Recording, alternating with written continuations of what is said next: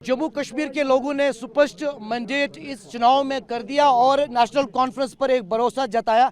मेरे साथ मौजूद है खुद उमर अब्दुल्ला और आप देख सकते हैं बड़ी तादाद लोगों की है जो इनसे लगातार मिलने आ रहे हैं। वक्त इनके पास कम है, लेकिन सर सवाल पहला मेरा यही है, with this mandate huge responsibility on national conference, specially on you and Farooq Abdullah, because article 370 के बगैर भी मुद्दे हैं, सबसे बड़ा अनएम्प्लॉयमेंट का। बहुत मुद्दे हैं। जम्मू कश्मीर को रियासत का दर्जा मिलना चाहिए। जम्मू कश्मीर में जो लोगों की परेशानियां हैं उनका हल होना चाहिए। जो बेइंतहा गिरफ्तारियां हुई, जो पकड़ दकड़ का सिलसिला रहा, उसका इलाज होना चाहिए। आपने बेरोज़गारी के हवाले से बात की, यहाँ बिजली के मामले जो हैं उसमें लोग परेशान हैं, महंगाई को लेके लोग परेशान हैं। यहाँ कौन सा ऐसा मुद्दा है जिसको लेके लोग परेशान नहीं हैं? तो जो आपने शुरू में कहा हमारी ज़िम्मेदारी बढ़ गई है, बिल्कुल बढ़ गई हैं, और हमारी ज़िम्मेदारी है कि लोगों की तरफ से जो मैंडेट हमें मिला है हम उस पर बराबर उतर आएँ।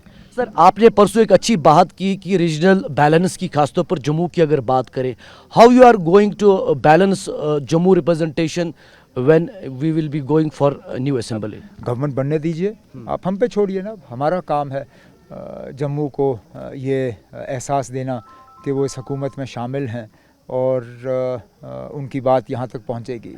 अब हम इतने ही जम्मू के मतलब हम हुकूमत हैं जितना हम कश्मीर के हैं। हम उतने ही उन लोगों के लिए हुकूमत है जिन्होंने हमें वोट दिया, उतना ही उनके लिए जिन्होंने वोट नहीं दिया। अब अगर हम सिर्फ उन्हीं लोगों के लिए काम करेंगे जिन्होंने हमारे हक़ में वोट किया, तो फिर 70% श्रीनगर शहर की उनके लिए कौन बात करेगा? यहाँ 30% लोगों ने वोट डाला, 70% लोग अपने घर में रहे। क्या उनको हक़ नहीं है कि हुकूमत उनके लिए भी काम करे?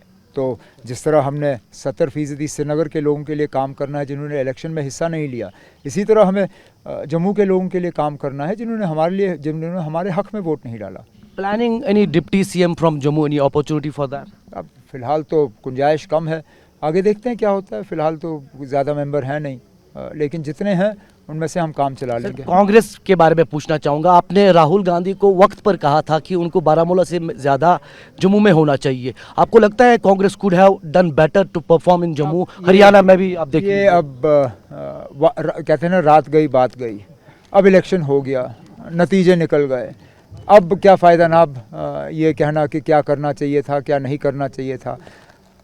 क्या हम और सीटों की उम्मीद कर सकते थे? बिल्कुल कर सकते थे, लेकिन जितने हमें मिले, मैं एक एक सीट का वोटरों के लिए शुक्रगुजार हूँ। एक आखिरी सवाल, what are the preparations for the government formation? आपने तो पहले बता दिया कि 2 दिन के बाद हम कर लेंगे। कल लेजिस्लेटिव पार्टी की मीटिंग होगी, उसके बाद अगले कदम लिए जाएंगे। पार्टनर के साथ, उसके साथ भी मीटिंग होगी। करा साहब दिल्ली गए हैं, वो अपनी वहाँ इंटरनल प्रोसेस जो है कंप्लीट करेंगे, हम अपना कर लेंगे।